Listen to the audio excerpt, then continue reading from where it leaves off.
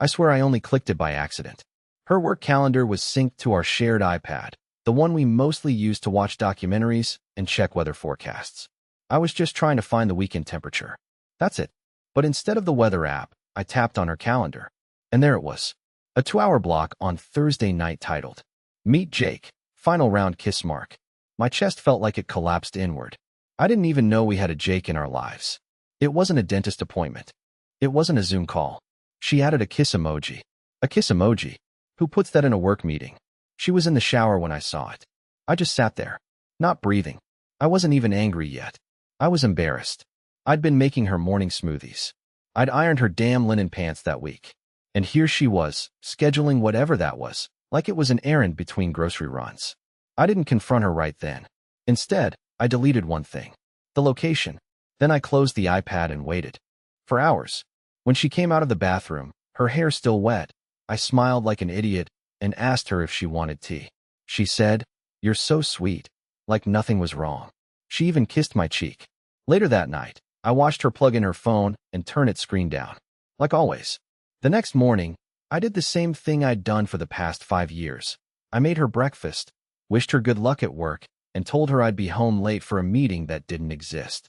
She kissed me on the way out. I wish I could say I didn't kiss her back, but I did, because I was still hoping I was wrong. Then Thursday came. At 7:42 p.m. I got the text. "I'm with Jake tonight." I didn't blink. I didn't reply. But when I did, her entire plan fell apart. I stared at her message, "I'm with Jake tonight," like it was some kind of glitch, as if my brain refused to accept the simplicity of it. She didn't even try to hide it anymore. No fake meetings. No weak excuses. No more yoga lies or car trouble stories. Just bold. Just blunt. Like she was daring me to react. Maybe she wanted a fight. Or a breakdown. Or silence. She probably expected me to cry into my keyboard and leave a passive-aggressive note on the fridge. But no, not this time. Because what she didn't know, what she couldn't know, is that I had already found Jake. His full name. His social media. His wife. Yes, Jake was married. With 2 kids. A little boy who dressed like a mini version of him in every picture, and a daughter who apparently loved dinosaurs. Their family looked so happy it made me feel sick. I had found his wife's Instagram days ago, after seeing his name in her shared files on the home computer. She'd been careless, left a folder open that said, Jake Budget Review. Only she doesn't work in budgeting. I clicked. I scrolled. And I saw everything. Screenshots of late-night chats. A Spotify playlist called Our Playlist, with songs I didn't even recognize. One photo, just one, of them in what looked like a hotel room mirror. She was wearing the shirt I bought her last Christmas. I remember because it still had the crooked stitching she pretended not to notice. So after she texted me, I didn't respond to her. I sent a message to Jake's wife instead. It was polite, respectful. I told her I didn't want to cause her pain, but I thought she deserved to know. I attached the photo, one chat screenshot, and told her if she wanted more, I'd answer any question she had. Then I put my phone down, closed my eyes, and waited. It didn't take long. Less than 20 minutes later, Jake's wife replied. Her message just said, I knew something was off. I think they're at the Westbridge Suites downtown. He told me he was at a leadership retreat. I could feel my pulse in my teeth. So that was it. That was their final round. And suddenly, I wasn't just a husband being betrayed anymore. I had an ally. We weren't just heartbroken spouses anymore. We were partners in truth. I didn't sleep that night. Not even close. Jake's wife, her name is Nadine, by the way, turned out to be sharper than I ever expected. While I was sitting there wondering what the hell to do next, she was already putting together a plan. She said this wasn't the first time she suspected something, but it was the first time she had hard proof. I think a part of her was relieved. Angry, but relieved. Like something inside her finally clicked into place, and now there was nothing holding her back. She asked me one simple question. Do you want to confront them? At first, I froze. I didn't know if I was ready. I didn't even know what that meant. But then she sent a second message. They've used that hotel before. I've seen the credit card statements. The Westbridge Suites have these outdoor key drops for late check-ins. If they're there tonight, there'll be a key waiting. I'll go, but you can come if you want. Come if I want. Was that even a question anymore?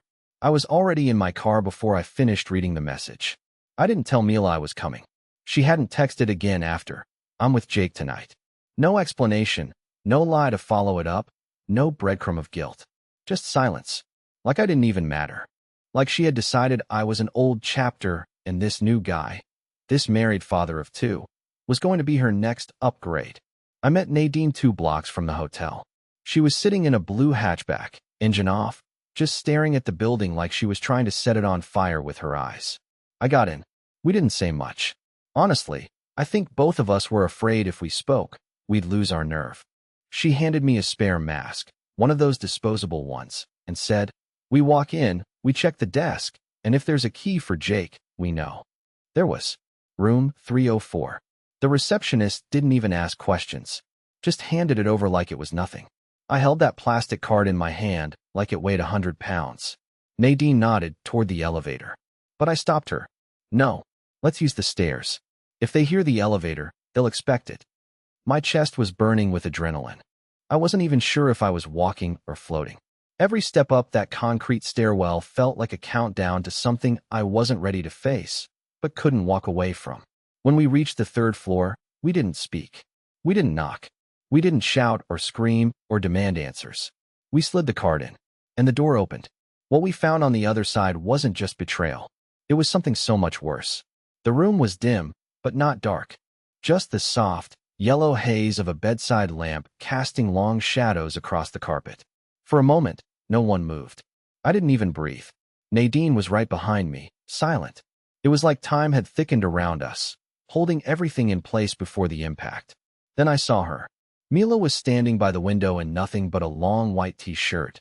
Jake's, I assumed, holding a glass of wine, completely unaware that the door had just opened. Her hair was tied up the way she never wore it at home, and she was laughing. Not like she laughed with me. This one was lighter, freer, like she'd dropped the weight of who she was around me and became someone else entirely when I wasn't looking. Jake was on the bed, shirtless, scrolling through his phone, his face lit by the screen glow. The room smelled like hotel air freshener and red wine. And betrayal. She turned around slowly, maybe hearing the shift in air pressure as we stepped in. And then she froze. I'll never forget the expression on her face. Not fear, not guilt. Confusion.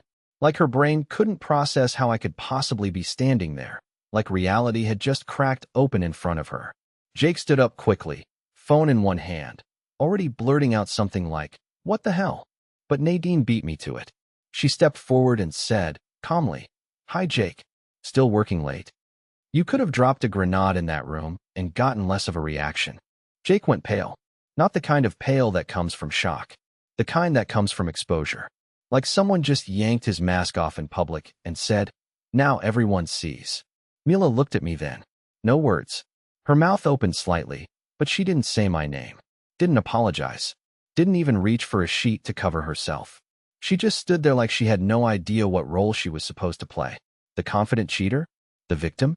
The misunderstood wife? I didn't speak to her. I didn't shout. I just looked at her like I was looking at a stranger who had stolen my life and tried to wear it like a costume. Jake tried to say something to Nadine. She cut him off. "I'm not here for a scene," she said. "I just wanted you to see what you both look like in full light." And with that, she turned around and walked out. I followed her. Not because I was strong, but because staying in that room would have broken me in a way I wouldn't have come back from. What Mila texted me the next morning, that's where the real madness began.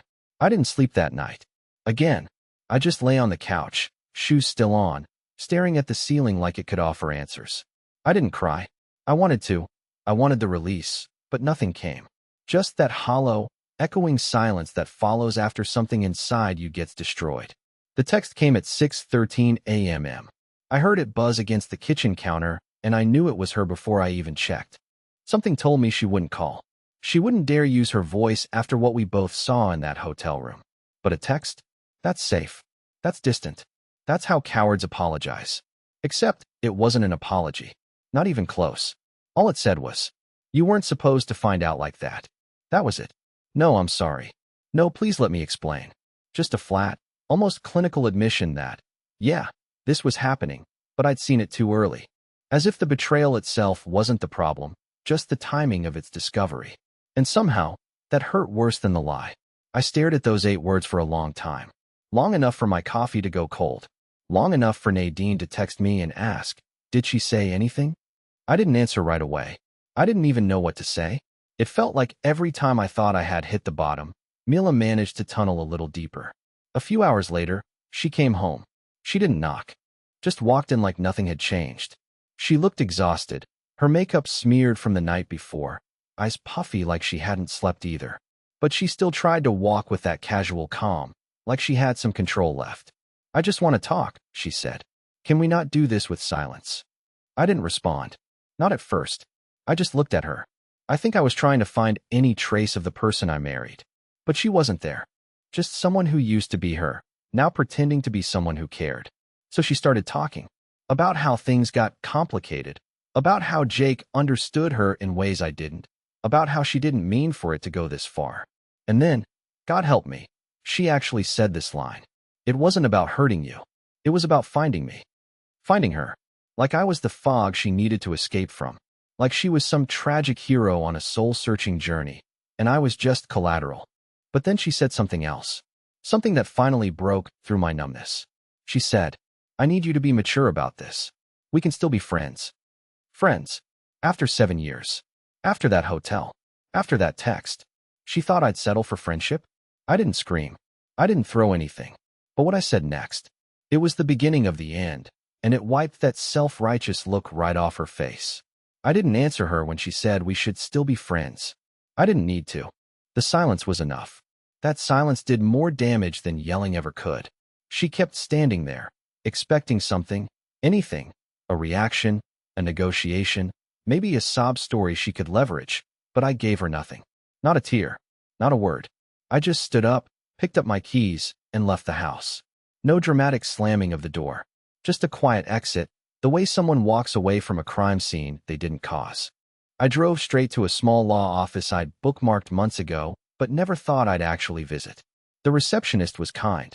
Said they had someone available that afternoon. I waited in my car for an hour and a half, watching people come and go while I sat there like a ghost with a pulse. When it was my turn, the lawyer asked if this was about property, custody, or infidelity. I said, technically all three, but mostly dignity. That was the beginning. Over the next few days, I set things in motion. I didn't scream or block her or post anything online. I didn't burn her clothes or cancel her cards. That's not the kind of person I am. That's the kind of chaos she probably expected. No, I went surgical. I gathered everything. Screenshots. Financial records. The hotel receipt she left in the laundry basket like an idiot. Text logs. Even a photo of Jake holding her phone while shirtless on the balcony. I also did one more thing she never saw coming. I called our landlord. The lease was under both our names, but I'd been paying the rent in full for over 2 years. She used her income for her personal development, her words. I explained the situation, provided documents, and formally requested to have her removed from the lease. The landlord agreed, pending legal proof, which my lawyer was already preparing. That's when I began moving my valuables. Quietly, slowly. While she was at work, I packed things she wouldn't notice right away, my hard drives, my passport, my grandfather's watch, the small stuff that mattered. She didn't ask questions. Probably thought I was processing the betrayal, that I'd come around eventually and beg her to stay, like a good little husband who forgives his adventurous wife for finding herself inside another man's hotel room. She didn't realize I'd stopped being that man the moment she looked me in the eyes and said friends. What she also didn't know was that Jake's wife, Nadine, was helping me. We weren't talking revenge. We were talking strategy. And Mila had just stepped into a world where strategy beat sentiment every time. What happened next at her job? That's where things really spiraled. It happened 3 days after I'd quietly started pulling away from her life. Mila was still pretending we were in some post-conflict cooling period, like we were just navigating a rough patch in a marriage that could still be salvaged. I didn't tell her about the lease change. I didn't tell her I'd opened a separate bank account.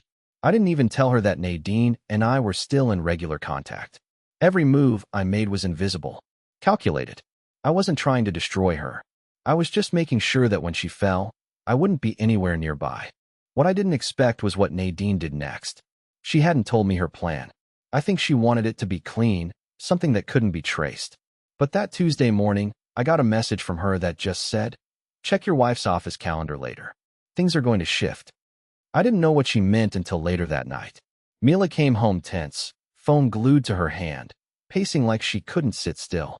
She was mumbling to herself, checking emails, refreshing something over and over again. I stayed quiet and watched. Eventually, she said, more to herself than to me, "Someone's messing with me at work." I asked what happened. She didn't answer, but I already knew. Nadine had sent an envelope, no return address, to Mila's HR department. Inside were screenshots, not of the affair itself, but of time-stamped text messages and hotel receipts, carefully compiled to show that Mila and Jake had been meeting during work hours. On the company clock, some of those hours had been logged as client meetings. One night was marked as onboarding follow-up.